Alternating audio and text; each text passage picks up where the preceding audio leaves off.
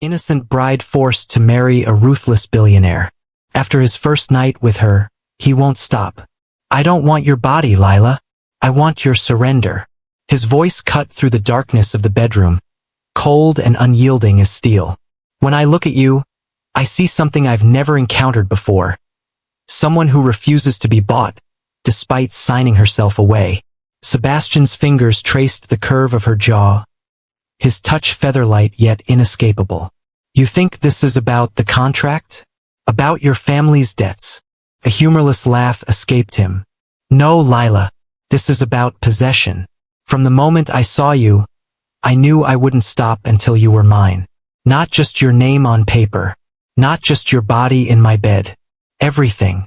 Lila's heart hammered against her ribs as she met his gaze, refusing to look away despite the terror coursing through her veins. You can't possess a soul, Sebastian, no matter how many billions you have. His eyes darkened, something dangerous flickering in their depths. Watch me. Have you ever wondered what happens when a woman with unbreakable spirit is forced to marry a man who collects companies and people with the same cold efficiency? What price would you pay to save your family? And what happens when the line between captivity and desire begins to blur? I'm Mr. Harrison, and today I'm sharing the story of a contract marriage that became an obsession, and the unexpected journey of two people who discovered that true possession isn't about control, but surrender. If you've ever felt trapped by circumstances beyond your control, or wondered about the fine line between sacrifice and self-destruction, this story will resonate deep in your soul. Give this video a like if you believe some cages are more dangerous for their beauty than their bars. The rain lashed against the windows of Lila Andrews' tiny apartment, each drop a ticking clock counting down the hours of freedom she had left. 27 years of fighting for independence, of working 3 jobs while pursuing her degree, of never accepting handouts. All of it reduced to a signature on a contract that sat before her on the scratched kitchen table. Her father's voice still echoed in her ears, broken and hollow with shame. He bought all the debts, Lila. Every last one. The medical bills, the business loans, everything. He says he'll forgive it all if I marry him, she had finished, watching her father's face crumple. Sebastian Blackwell. The name alone was enough to make business titans tremble. At 35, he had built Blackwell Industries into a global empire through brilliant strategy and ruthless execution. He acquired failing companies like others collected art, seeing value where others saw only ruin, stripping them down and rebuilding them in his image. And now he wanted to acquire her. Lila's fingers traced the final page of the contract, where 2 signature lines awaited completion. The terms were explicit. A marriage of convenience, lasting a minimum of 2 years. She would live in his home, attend functions as his wife, and fulfill all marital obligations as required. In return, her family's debts would be erased, her father's small business saved, and her younger brother's medical treatments fully funded. You have until tomorrow, her father had said, unable to meet her eyes. He wants an answer by noon. Her phone buzzed with a message from an unknown number. The car will collect you at 10 a.m. Pack only what matters. Everything else will be provided. No signature needed. Only one man would send such a command disguised as courtesy. Lila closed her eyes, remembering the single time she had encountered Sebastian Blackwell in person. It had been at a charity gala where she'd been working as a server, one of her 3 jobs that barely kept her afloat. He had entered the room and the atmosphere had physically changed. Conversations hushed, postures straightened, attention diverted. Power radiated from him like heat from a furnace. Tall, with shoulders that filled out his custom suit to perfection, he moved with the confidence of a man who had never been denied anything. His face was all sharp angles and cold beauty, with eyes that assessed everything as either an asset or an obstacle. Those eyes had found her across the crowded room, lingering for a moment too long. She had felt stripped bare, catalogued, and dismissed in the space of a heartbeat. Now those eyes would be watching her every day. Those hands would claim her body. That mind would expect her submission. With trembling fingers, Lila signed the contract. The ink seemed to bleed into the paper, sealing her fate with each stroke of the pen. If you've ever had to make an impossible choice to protect someone you love, hit that like button. Sometimes the bravest thing we can do is sacrifice our freedom for those who gave us life. The Blackwell estate loomed against the twilight sky like a fortress of glass and stone, its modern architecture a testament to its owner's preference for clean lines and controlled environments. As the car pulled through the gates, Lila felt her chest tighten with each inch of freedom left behind. Ms. Andrews, a woman in her 50s, greeted her at the entrance, her posture impeccable, her expression professionally neutral. "I'm Mrs. Winters, the household manager. Mr. Blackwell has asked me to show you to your rooms and explain the household routines." "My rooms?" Lila questioned, clutching her small suitcase like a shield. "Yes, you have a private suite connected to the master bedroom. Mr. Blackwell thought you might appreciate your own space." Initially, the implication hung in the air between them. Initially, as if her privacy was a temporary concession that would eventually be revoked. Mrs. Winters led her through the mansion's sprawling interior, a maze of minimalist luxury that felt more like a museum than a home. Everything was pristine, untouched, as if waiting for life to begin. "Mr. Blackwell will return at 7 for dinner," Mrs. Winters informed her as they reached a set of double doors. "He expects you to join him. Appropriate attire has been provided." With that, she opened the doors to reveal a suite that was larger than Lila's entire apartment. Soft cream walls complemented the plush carpeting, while floor-to-ceiling windows offered a view of manicured gardens that stretched to a distant tree-line. A king-sized bed dominated one wall, draped in linens that probably cost more than her monthly rent. "The bathroom is through there," Mrs. Winters continued, gesturing to another door. "Your closet has been stocked according to Mr. Blackwell's specifications. If anything doesn't fit, please let me know immediately." "According to his specifications?" Lila repeated, a chill running down her spine. Mrs. Winters' expression softened slightly, the first crack in her professional veneer. "Mr. Blackwell is particular about appearances, especially when it comes to things he considers his things, not people. Things. The ceremony will be tomorrow afternoon. Small, private, but legally binding. The marriage license requires your signature before the officiant arrives." Mrs. Winters placed a folder on the bedside table. "Mr. Blackwell has already signed his portion." Of course he had. Sebastian Blackwell would never leave anything to chance, especially not the acquisition of his newest possession. "I'll leave you to settle in," Mrs. Winters said, moving toward the door. She paused, her hand on the handle. "Ms. Andrews, Mr. Blackwell is not an easy man, but he is fair in his way. Remember that." The door closed with a soft click, leaving Lila alone in her gilded cage. She moved to the windows, pressing her palm against the cool glass. Freedom lay beyond, tantalizingly close yet impossibly distant. For a moment, she considered running, grabbing what little she had brought and disappearing into the night. But where would she go? How far could she get before Sebastian Blackwell's considerable resources tracked her down? And what would happen to her family when she broke the contract that promised their salvation? No, running wasn't an option. She had made her choice the moment she signed those papers. With resigned determination, Lila opened the closet doors to find rows of clothing in her size. Dresses, suits, casual wear, all in muted, elegant tones that spoke of wealth without ostentation. At the center hung a single garment bag, larger than the others. Her wedding dress. She unzipped it slowly, revealing a creation of ivory silk and delicate lace that would have been her dream gown under different circumstances. Now it represented the chains that would bind her to Sebastian Blackwell. A small card was pinned to the hanger, bearing a single line in bold, masculine handwriting. "Wear this tomorrow. Wear nothing tonight." Lila's breath caught in her throat, the card trembling between her fingers. The message was clear in its brutal simplicity. Tomorrow she would be his wife in name. Tonight, she would become his in every other way. She sank onto the edge of the bed, the card still clutched in her hand, as the reality of her situation crashed over her. This wasn't just about saving her family anymore. This was about surviving a man who saw her as something to be claimed, possessed, consumed. The distant sound of a car engine cut through her thoughts.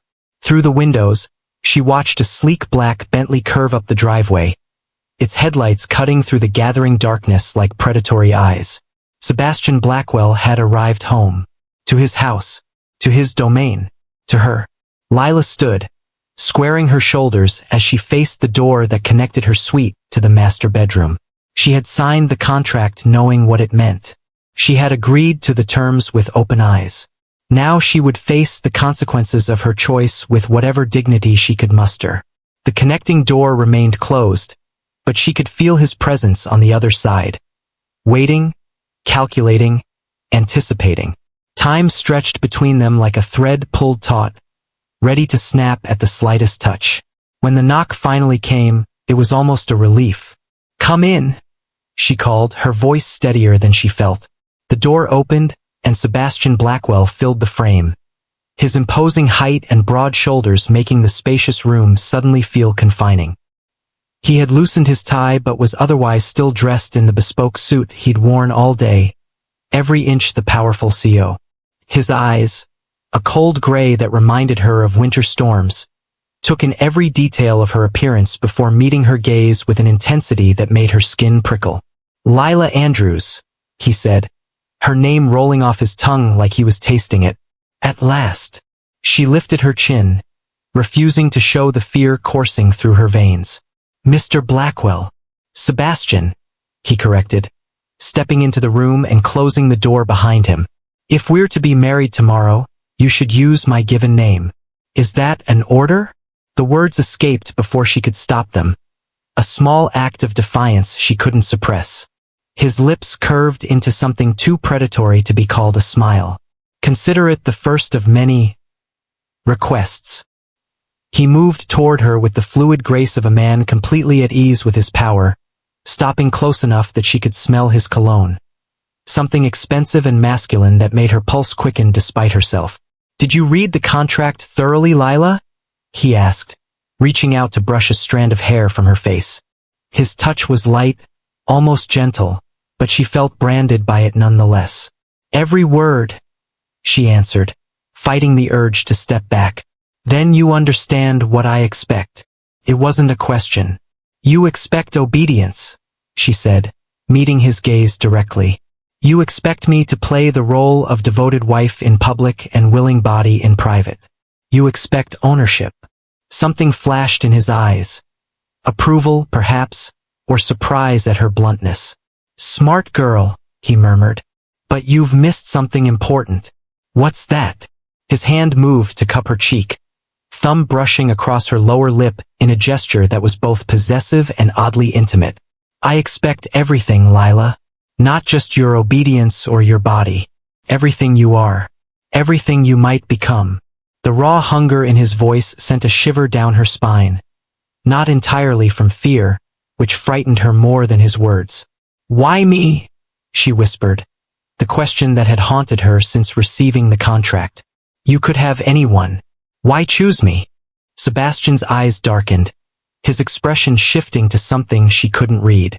"Because from the moment I saw you, I knew you were mine. You just didn't know it yet." His hand slid to the nape of her neck, drawing her closer until his breath mingled with hers. "But you will, Lila Andrews. Starting tonight, you will learn exactly what it means to belong to me." As his lips claimed hers in a kiss that was both a promise and a threat, Lila realized the truth that would define her new life. Sebastian Blackwell wouldn't just possess her body. He intended to consume her soul. And the most terrifying part was the small voice inside her wondering if surrender might be her salvation after all. If you're feeling that chill down your spine, hit the like button. There's something both terrifying and fascinating about a man who sees what he wants and takes it without hesitation. But remember, true connection can never be forced. It must be earned. The wedding was a cold, efficient affair. No friends, no family. Just Lila in the ivory silk dress, Sebastian in a perfectly tailored black suit, and a stone-faced officiant who recited the vows as if reading a business contract. Mrs. Winters and the estate's security chief served as witnesses, their expressions carefully neutral as Lila promised herself to a man who had purchased her future like a commodity on the open market. "With this ring, I thee wed," Sebastian said, his voice carrying an undercurrent of possession as he slid a platinum band onto her finger. The diamond was flawless and ostentatious, catching the light with every movement of her hand. A beautiful shackle. When the officiant pronounced them husband and wife, Sebastian's kiss was brief but claiming, his hand at the small of her back preventing any retreat. His eyes never left hers, searching for something Lila was determined not to give him: surrender. The wedding dinner was served in the formal dining room, a cavernous space with soaring ceilings and a table that could seat 20, but was set for just the two of them, positioned at opposite ends like adversaries across a battlefield. "You've barely touched your food," Sebastian observed, his voice breaking the tense silence that had stretched between them. "Are you not hungry, wife?" The word hung in the air between them, a reminder of what she had become. "I find my appetite diminished by circumstance," Lila replied, meeting his gaze across the expanse of polished mahogany. Sebastian's lips curved slightly. "Honesty. Good. I despise pretense." He took a sip of wine, studying her over the rim of his glass. "You may speak freely with me, Lila. In fact, I insist upon it. I didn't marry you for mindless agreement." "Then why did you marry me?" she challenged, setting down her fork. "You still haven't given me a real answer." "Haven't I?" He leaned back in his chair, regarding her with those penetrating gray eyes. "I told you last night. I saw you and I knew." "Knew what, exactly?" "That you were different." Sebastian's voice dropped, becoming almost intimate despite the distance between them. "Do you know how many people in my world are genuine, Lila? None. They're all performing, calculating what I want to hear, what will benefit them most. But you," he leaned forward slightly, "that night at the charity gala, when you thought no one was watching, I saw you slip your dinner roll to a homeless man outside the service entrance. You gave away food you probably needed yourself." Lila stared at him, stunned that he had noticed such a small moment. "You have integrity," he continued. "It's a rare commodity, and like all rare things, immensely valuable." "So I'm just another acquisition?" she asked, her voice tight. "Another rare commodity for your collection?" Sebastian's expression hardened. "You're my wife, and you would do well to remember that I protect what's mine." After dinner, he led her to his study, a masculine space of dark woods and leather, walls lined with books that, unlike many wealthy men's libraries, showed signs of actually being read. He poured himself a scotch, not offering her one, and gestured for her to sit in one of the leather chairs facing his desk.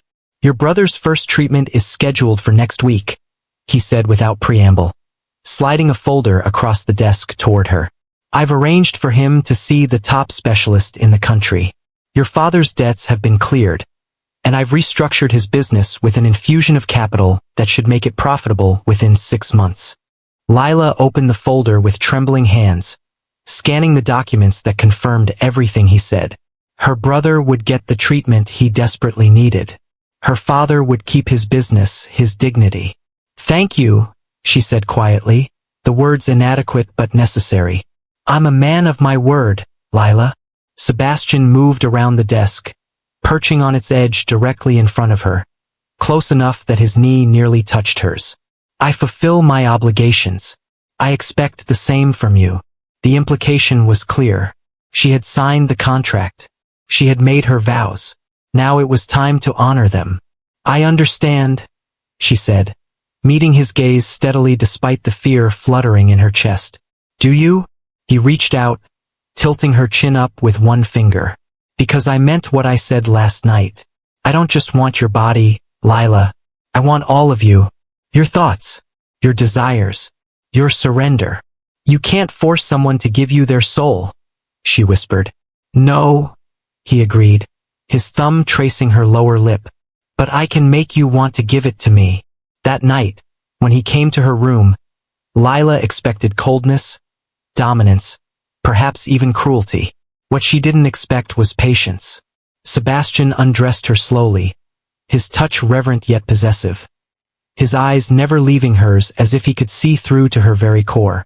"You're trembling," he observed, his fingers tracing the curve of her shoulder. "I'm afraid," she admitted, refusing to lie even now. "Of me." His voice was soft, almost gentle. "Of losing myself." Something flickered in his eyes. Understanding, perhaps, or recognition. "I don't want to erase you, Lila.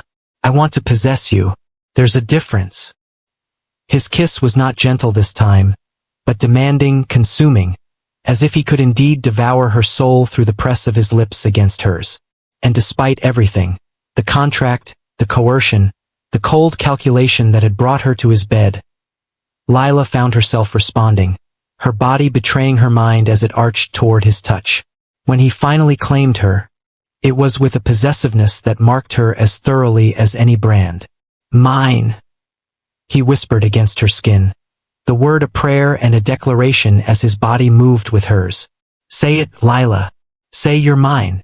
She bit her lip, refusing to give him that final surrender even as pleasure threatened to overwhelm her resistance. Sebastian's eyes darkened, his movements becoming more intense, more demanding. "Say it," he commanded, his voice rough with need. "No," she gasped, clinging to this last shred of defiance even as her body betrayed her. Instead of anger, a smile curved his lips, predatory, triumphant. "You will," he promised. "Not tonight, but you will." Afterward, as she lay beside him, Lila stared at the ceiling, trying to reconcile the woman she had always been with the woman who had responded so eagerly to the touch of a man who had essentially purchased her. She had expected to feel violated, used. Instead, she felt seen in a way she never had before, as if Sebastian had looked past her circumstances to something essential within her. It terrified her more than any cruelty could have. "What are you thinking?" he asked, his voice cutting through the darkness. "That I don't understand you," she answered honestly. "You will." His hand found hers in the darkness, fingers intertwining with a possessiveness that was becoming familiar. "We have time." But time, Lila discovered over the following weeks, was both her ally and her enemy. Each day in Sebastian's world pulled her further from the independent woman she had been, reshaping her into the perfect corporate wife. Her days were filled with charity committee meetings, luncheons with the wives of Sebastian's business associates, and endless fittings for a wardrobe befitting Mrs. Blackwell. Yet each night, when Sebastian came to her, she found herself surrendering a little more to the physical connection between them, even as she fought to maintain the barriers around her heart and mind. "You're still fighting me," he observed one evening as they lay tangled in the sheets, his fingers tracing idle patterns on her bare shoulder. "Why?" "Because you don't want a wife," Lila said, meeting his gaze in the dim light. "You want a possession, and I won't be that." Sebastian's expression darkened, his hand stilling on her skin. "You think I don't know the difference between a person and a possession? I think you've spent so long acquiring things that you've forgotten how to connect with people," she replied, her voice soft but unflinching. "Everything in your life is a transaction, Sebastian. Even me." He sat up abruptly, the sheets pooling around his waist, his face cast in shadow. "Is that what you think this is? A transaction? Isn't it? You bought my father's debts. You bought my brother's medical care. You bought me." "I secured you," he corrected, his voice tight with controlled anger. "There's a difference. Not to the one being secured." Lila pulled the sheet around herself, suddenly feeling vulnerable in her nakedness. "You can own my time, Sebastian. You can own my body, but you can't own my heart or my mind. Those have to be earned." For a long moment, he simply stared at her, his expression unreadable in the darkness. Then, without another word, he rose from the bed, gathered his clothes and left her room. It was the first night since their wedding that he had not slept beside her. If you've ever stood your ground against someone who thought they could control you, hit that like button. Sometimes the greatest strength isn't in fighting back, but in refusing to surrender what makes you who you are. The following days brought a subtle shift in their dynamic. Sebastian was still commanding, still possessive, but something had changed. He began asking questions about her life before him, her studies, her dreams, the 3 jobs she had worked to support herself through college. He listened with an intensity that suggested he was cataloging every detail, building a complete picture of the woman he had married. "You never finished your degree," he observed one evening as they sat in his study, Lila reading while he worked through a stack of contracts. "In environmental engineering. You were only 2 semesters away." She looked up, surprised that he knew this detail. "There wasn't time. Or money. My brother got sick, and my father's business started failing. My family needed me. And now? Now what? Would you finish it if you could?" His eyes were intent on her face, searching for something.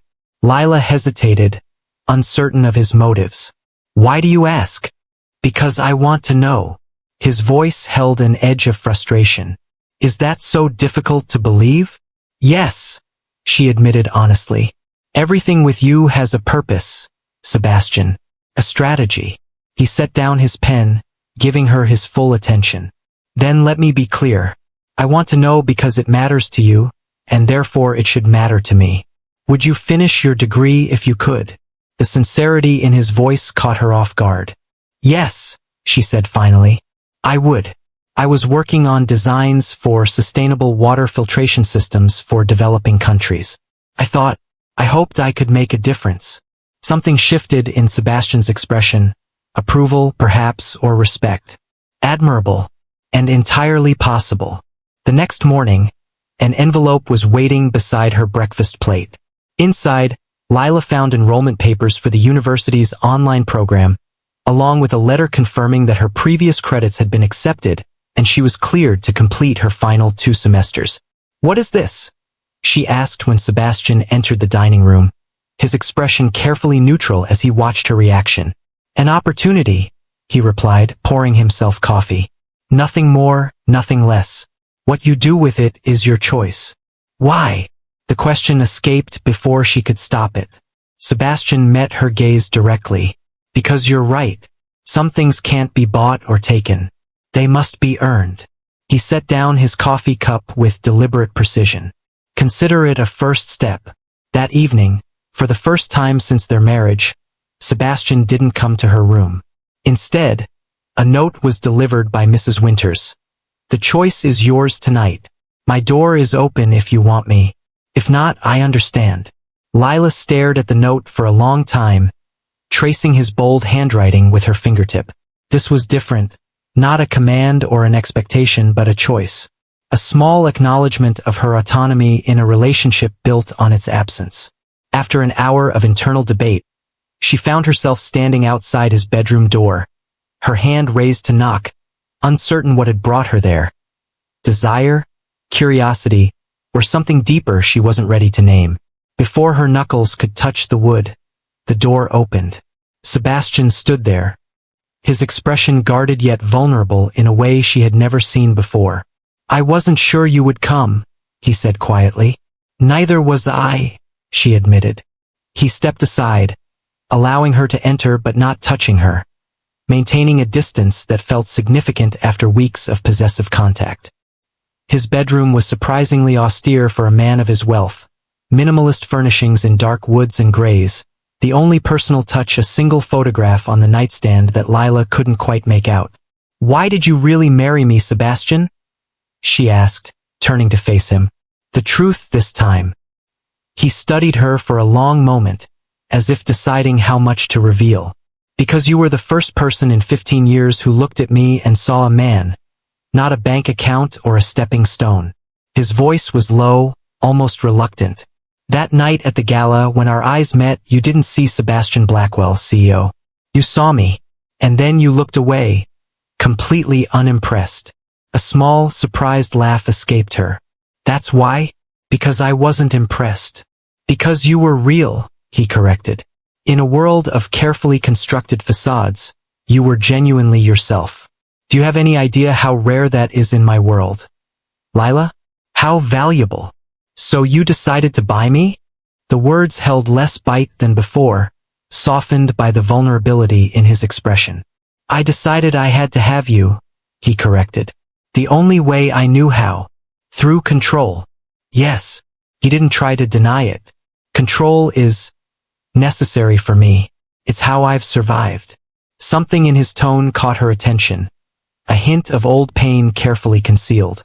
Survived what? Sebastian turned away, moving to the window that overlooked the darkened gardens. For a moment, Lila thought he wouldn't answer. When he finally spoke, his voice was distant, as if coming from somewhere deep in his past. My father was a violent man, he said simply. My mother was his favorite target, until she died when I was 8. Then I became his focus. The only time I was safe was when I could predict and control his moods, his actions. I became very good at it. At control. The confession hung in the air between them, raw and unexpected. Lila moved to stand beside him at the window, close but not touching, offering presence without pressure. I'm sorry, she said softly. Don't be. It made me who I am. And who is that, Sebastian? The man who needs to control everything and everyone around him? The man who buys people because he doesn't know how to connect with them? He turned to her then, his expression stripped of its usual mask. Yes, that's exactly who I am. The question is, can you accept that? I don't know, she answered honestly, but I'm starting to understand it. Understanding, Lila discovered over the following weeks, was a dangerous thing. It created bridges where walls had stood, opened doors to rooms she had been determined to keep locked. As Sebastian gradually revealed more of himself, his past, his thoughts, his rare but genuine moments of vulnerability, she found her resistance weakening. He was still controlling, still possessive, but now she saw the wounded boy beneath the powerful man, the child who had learned that control meant survival. It didn't excuse his methods, but it explained them in ways that made her heart ache despite her determination to remain detached. For his part, Sebastian seemed to be making his own discoveries. He began including her in discussions about his business, valuing her perspective on environmental initiatives Blackwell Industries was considering. He arranged for her to have a home office where she could work on her studies without interruption.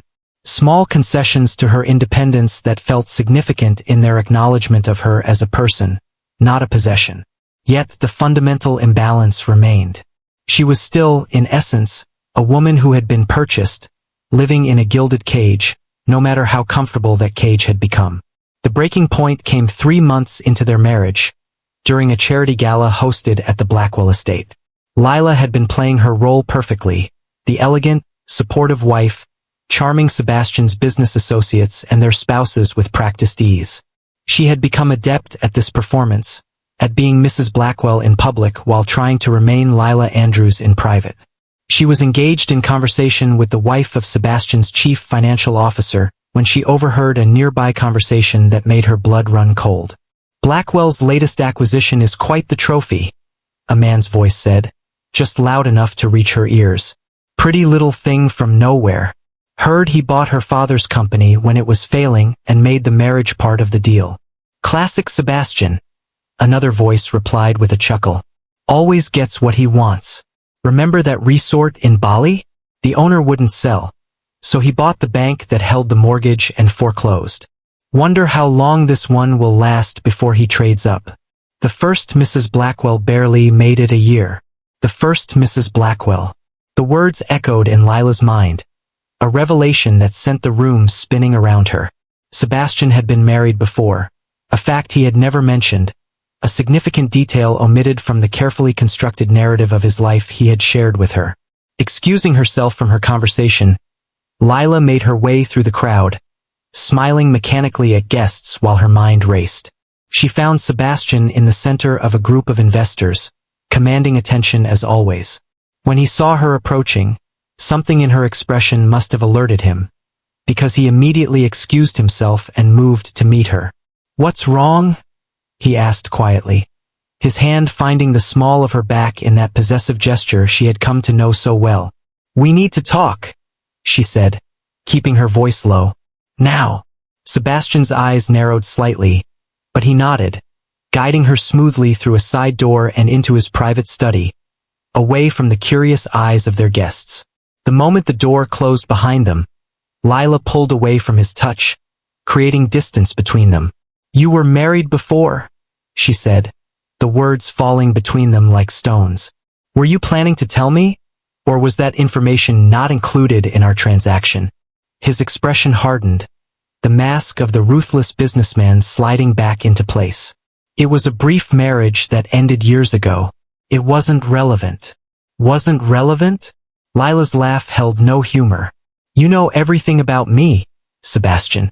Every detail of my life, my family, my past. You've researched me, studied me like one of your business acquisitions. But you didn't think your previous marriage was something I deserved to know." "It was a mistake," he said, his voice clipped. "A youthful error in judgment that I corrected quickly." "Corrected?" The word sent a chill through her. "What does that mean exactly? Did you discard her when she no longer suited your purposes? Is that what awaits me when you tire of your latest acquisition?" Something dangerous flashed in Sebastian's eyes. "You are not an acquisition, Lila." "Then what am I?" she challenged, her voice rising despite her efforts to control it. "Because from where I'm standing, I'm a woman who was purchased to fulfill a role, a contract with a pulse, a living, breathing business deal. You're my wife," he growled, closing the distance between them with 2 swift strides. "And you're nothing like her." "How would I know that? I know nothing about her, just like I'm realizing I know nothing about you." "Not really." Lila held her ground despite his looming presence. "All these weeks, I've been trying to understand you, to see past the control and the possessiveness to the man beneath. I thought we were building something real, something beyond the contract. But it was all just another transaction, wasn't it?" Sebastian's hands came up to frame her face, his touch firm but not cruel. "Listen to me very carefully, Lila. My first marriage was a mistake because it was exactly what you describe. A business arrangement, a merger of assets with a woman who wanted my money and the status of my name. It lasted 8 months before I discovered she was sleeping with my chief competitor while selling him company secrets." The raw pain in his voice caught Lila off guard. This wasn't the calculated response of a businessman. This was the wounded reaction of a man who had been betrayed. "She never saw me," Sebastian continued, his eyes locked on hers. "Not once. All she saw was what I could give her, what she could take from me. Just like everyone else in my life." His thumbs brushed her cheekbones in a gesture that was almost tender. "Until you." "Me?" Lila whispered, confusion replacing some of her anger. "You, who looked at me without a shred of impression that first night. You who challenges me at every turn. You who sees the broken parts I've spent a lifetime concealing." His voice dropped, becoming almost vulnerable. "You, who makes me want to be worthy of more than fear and obedience." The raw honesty in his words struck Lila speechless. This wasn't the controlled, calculating Sebastian she had come to know. This was something else entirely. A man laying himself bare, revealing wounds he had kept hidden beneath layers of power and control. "I didn't tell you about my first marriage because I wanted to forget it ever happened," he admitted. "Because it represents everything I despise. Falsehood, manipulation, betrayal. Everything that you are not." "But you manipulated me," Lila said softly, not pulling away from his touch but not yielding to it either. "You bought my father's debts to force me into marriage. How is that different?" Sebastian's hands fell away from her face, his expression shuddering. "You're right." The admission seemed to cost him something vital. "I did what I've always done. I saw something I wanted, and I used my power to acquire it. To acquire you." He stepped back, creating space between them. "I told myself it was different because my intentions were different. But the method was the same." The acknowledgement hung in the air between them, more significant than any gift or concession he had offered in their months together. For the first time, Sebastian Blackwell was admitting that his control was not just protection, it was a flaw. "I don't know how to be different," he said finally, his voice low. "Control is how I've survived. It's how I've built everything I have." "And is it enough?" Lila asked, the question gentle despite the weight it carried. "All this control, all this power, Does it make you happy, Sebastian? He looked at her then, really looked at her, with an expression so raw it made her heart ache. It did. Until you showed me what I was missing. If you've ever realized that the walls you built to protect yourself have become your prison, hit that like button. Sometimes our greatest strength can become our greatest weakness when it keeps us from what we truly need. The revelation changed something fundamental between them. Sebastian didn't suddenly transform. He was still controlling, still possessive. But there was a new awareness to his actions, a conscious effort to loosen his grip on the reins that governed their relationship. He began asking rather than commanding, suggesting rather than dictating. Small changes that signaled a man trying to rewrite patterns etched deep by years of trauma and power. For Lila, the shift created space to breathe, to rediscover pieces of herself that had been submerged beneath the role of Mrs. Blackwell. She threw herself into her studies, developing her water filtration project with a passion that Sebastian not only tolerated but actively supported, providing resources and connections without attempting to direct her work. "Why are you helping me with this?" she asked one evening as they reviewed the prototype designs in his study. "It's not exactly aligned with Blackwell Industries' profit margins." Sebastian looked up from the blueprints, his expression thoughtful. "Because it matters to you, and because it's the right thing to do."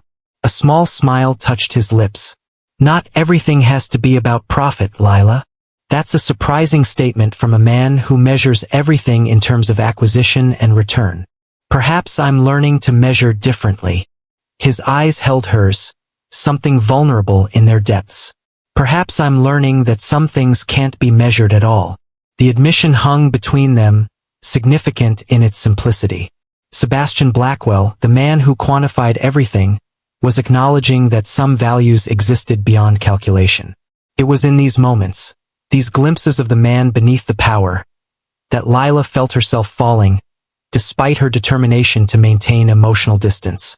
The walls she had built around her heart were crumbling, brick by brick, as Sebastian revealed more of his true self, not just the wounded boy who had learned that control meant survival, but the man who was trying, however imperfectly, to become more than his past had shaped him to be.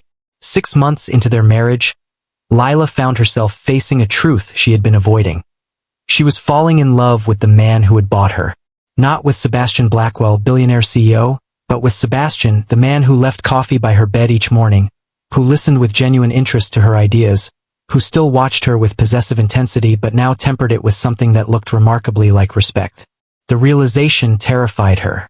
To love a man who had essentially purchased her felt like the ultimate surrender, the final victory of his control over her life. Yet the feelings persisted, growing stronger with each day, each conversation, each moment of genuine connection.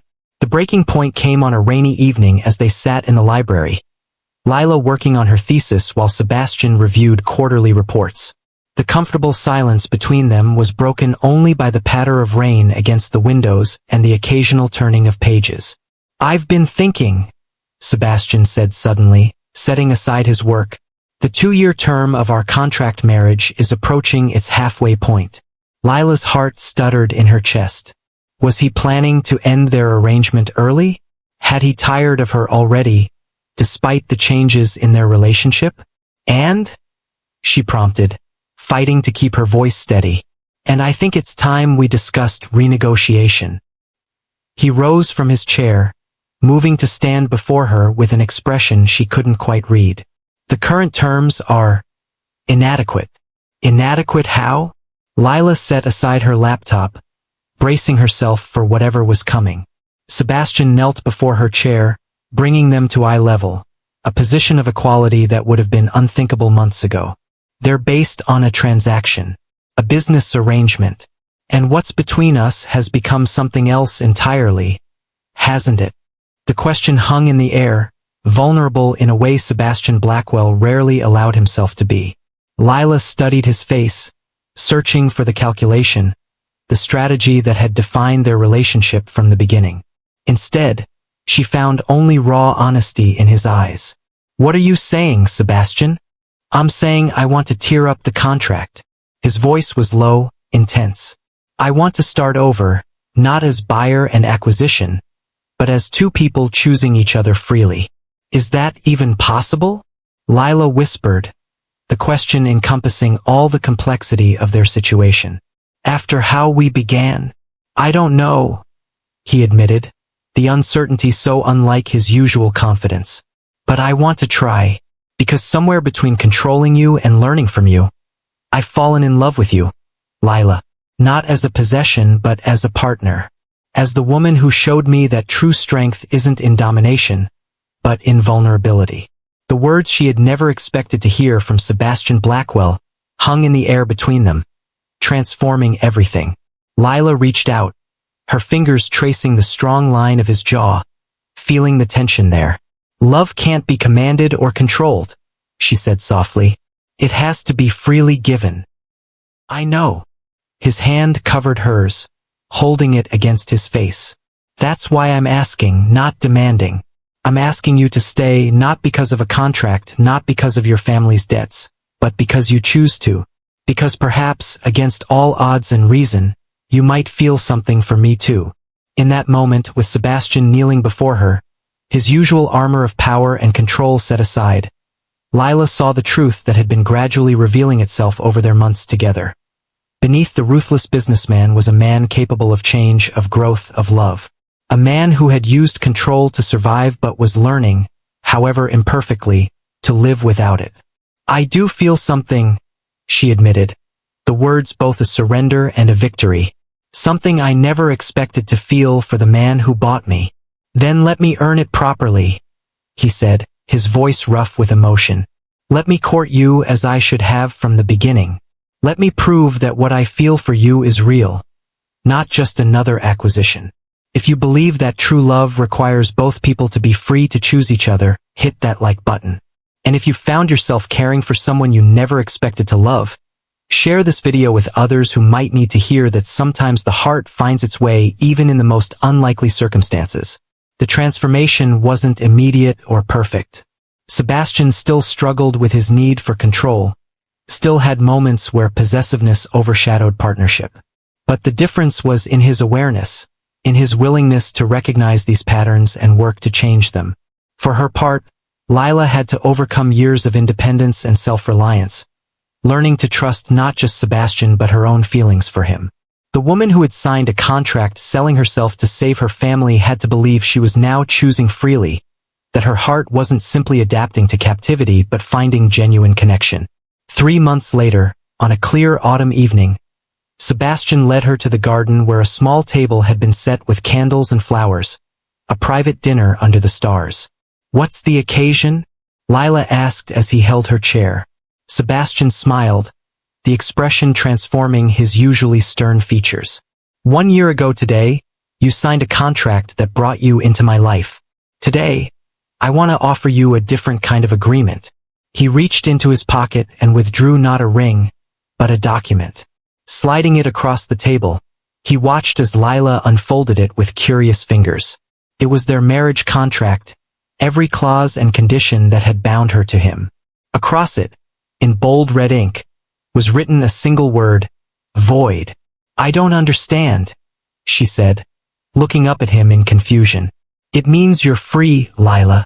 Sebastian's voice was steady despite the vulnerability in his eyes. The contract is void. Your family's debts are forgiven. No strings attached. Your brother's medical care is guaranteed regardless of your decision. You can walk away right now, and it will change nothing for them. Lila stared at the document, her fingers tracing the bold red letters. Why now? Because I want you to stay because you choose to, not because you're bound by a piece of paper. Sebastian reached across the table, his hand covering hers but not grasping, simply offering connection. I want to know that when you say you love me, it's real. That when you share my bed, it's desire, not obligation. That when you stand beside me, it's partnership, not ownership. Tears welled in Lila's eyes as the full weight of his gesture settled over her. After a lifetime of control, Sebastian was offering the one thing that truly mattered, choice. What if I choose to leave? She asked, needing to test the boundaries of this newfound freedom. Pain flashed across his features, but he didn't withdraw his hand. Then I will let you go, he said simply. It would break me, but I would let you go. Because I've learned that love isn't about possession. It's about wanting someone's happiness even above your own. In that moment, looking at the man who had purchased her like property but was now setting her free, Lila realized the true transformation that had occurred. Not just in Sebastian, who had learned that control wasn't the same as connection, but in herself. The woman who had signed away her freedom to save her family had found strength she never knew she possessed. "I choose to stay," she said softly, turning her hand to intertwine her fingers with his. "Not because of a contract or obligation, but because somewhere between resenting you and understanding you, I fell in love with you, Sebastian. The real you, not the billionaire CEO, but the man who leaves coffee by my bed and listens to my ideas and is trying so hard to be more than his past made him." The relief that washed over his face was almost painful to witness. The vulnerability of a man who had spent a lifetime expecting betrayal, now facing the possibility of genuine love. "I don't deserve you," he said, his voice rough with emotion. "Probably not," she agreed with a small smile. "But love isn't about deserving. It's about choosing, every day, to see the best in each other even while acknowledging the worst." As the candles flickered between them, casting golden light across the void contract that had once defined their relationship, Lila understood the lesson their unlikely journey had taught her. True freedom wasn't the absence of connection, but the presence of choice within it. And true love wasn't about control or surrender, but about two people choosing each other, flaws and all, day after day. 6 months later, as Lila stood in a conference room presenting her completed water filtration system to potential investors, she felt a familiar presence at the back of the room. Sebastian stood quietly watching, pride evident in his eyes as she confidently answered technical questions and outlined implementation plans. "You did it," he murmured later as they walked together toward the car, his hand resting lightly at the small of her back. No longer a possessive grip but a supportive touch. They were impressed. 3 investment offers already. Lila smiled, leaning slightly into his side. "We did it. Your resources, my design. Partnership." "Partnership," he agreed, the word carrying weight beyond this single project. Who would have thought that the great Sebastian Blackwell would learn to share control?